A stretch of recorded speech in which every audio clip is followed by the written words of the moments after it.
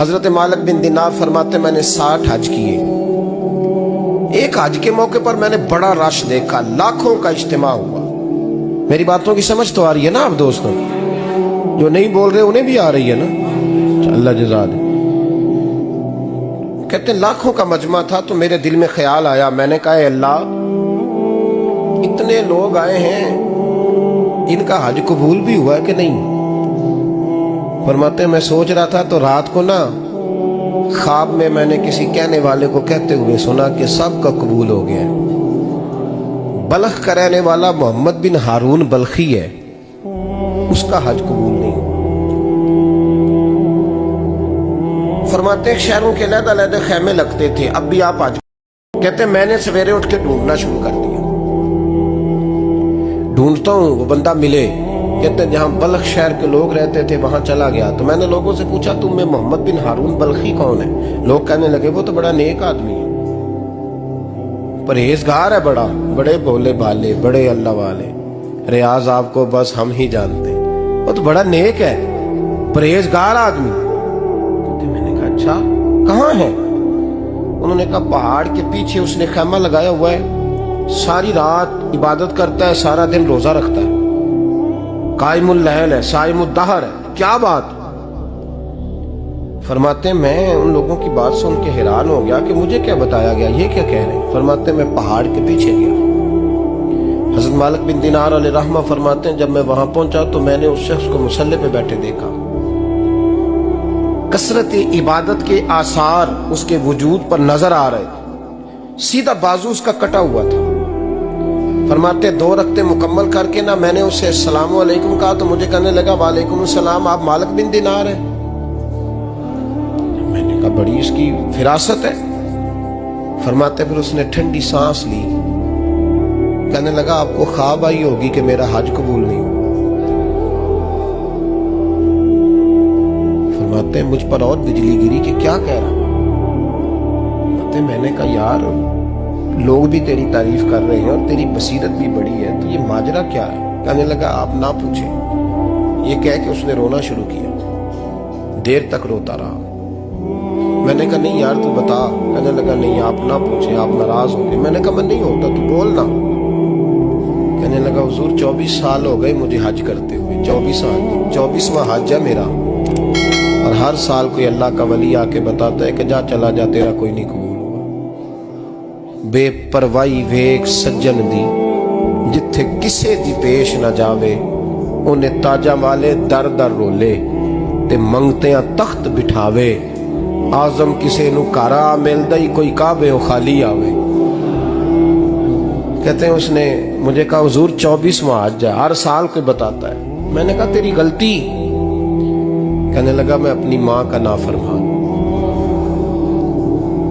میں نے کہا واقعہ کیا ہوا؟ کہنے لگا حضرت اللہ نے مجھے دولت دی, مال دیا, زمینیں دی تو میں عیاش ہو گیا. امام مالک بن دینار رحمت اللہ علیہ فرماتے ہیں مجھ سے کہنے لگا پیسے آئے تو میں عیاش ہو گیا. رمضان کا مہینہ تھا, عصر کے بعد میری اماں افطاری کی تیاری کر رہی تھی, میں گیا, میں نے کہا شراب پی ہوئی, اماں روٹی دے. تو اماں کہنے لگی شرم کر, روزہ رکھا نہیں تو جنہوں نے رکھا ہے ان کا تو خیال کر. کہتے اماں کی بات کا مجھے غصہ لگا. میں کہا کرتا ہوں بد نصیب ہے وہ بیٹا جس کا باپ اس سے بات کرتے ہوئے ڈرتا ہے کہ پتہ نہیں کہاں سے بولے گا. بد نصیب نہیں وہ بیٹا جس کی ماں اس سے بات کرتے ہوئے سہم جاتی ہے کہ پتہ نہیں کون سی بولی بولے گا. بد نصیب نہیں کہ ماں باپ بھی جس سے کھول کے بات نہ کر سکے. حضرت مالک بن دینار سے کہنے لگا اماں نے جب کہا نا شرم کر تو مجھے غصہ آیا, میں نے ماں کو تھپڑ مارا اور میری ماں جلتے ہوئے تندور میں گری. لوگوں نے مجھے پکڑ کے اندر بند کر دیا کمرے میں. ساری رات میں شور سنتا رہا پر نشے میں دھوت رہا. سویرے آنکھ کھلی تو میری بیوی بیگ باندھ رہی تھی. میں نے کہا کہاں جا رہی ہو؟ کہنے لگی جو ماں کا نہیں بنا میرا کیسے بنے گا. میں نے کہا میری اماں کا وہ تو لوگوں نے رات کو ہی دفن کر دی جنازہ پڑھ کے. تڑپ کے کہنے لگا مجھے کیوں نہیں بتایا؟ تو کہتے ہیں لوگ کہنے لگے تیری مرتی ہوئی ماں کہہ گئی تھی اسے میرا منہ نہ دیکھنے دینا, میرے جنازے کے قریب نہ آئے. حضرت مالک بن دینار فرماتے ہیں جب اس نے یہ بات سنائی تو میں نے بھی اس کے منہ پہ تھپڑ مارا. میں نے کہا تو اسی قابل ہے कहते हैं वो रोने लगा, हुजूर दुआ करे अल्लाह मुझसे राजी हो जाए।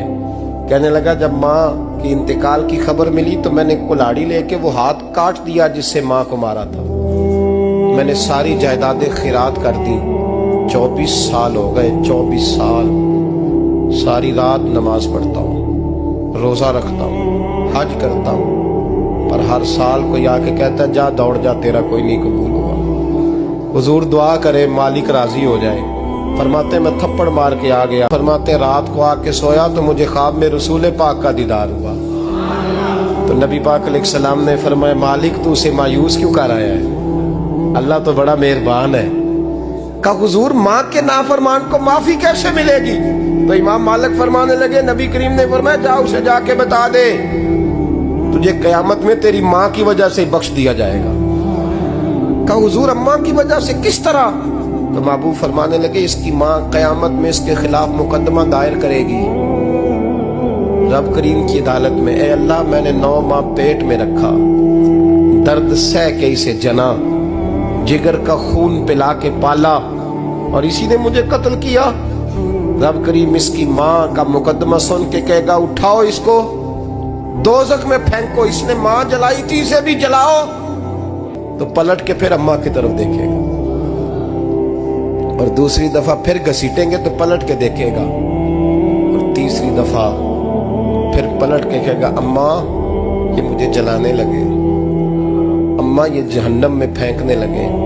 मेरे हबीब फरमाने लगे वो जल के मरने वाली माँ वहां भी बोल पड़ेगी, कहेगी या अल्लाह चल मैंने माफ किया तू भी माफ कर दे, ऐ अल्लाह मैंने माफ किया तू भी माफ कर दे, अल्लाह तू माफ कर दे इसे।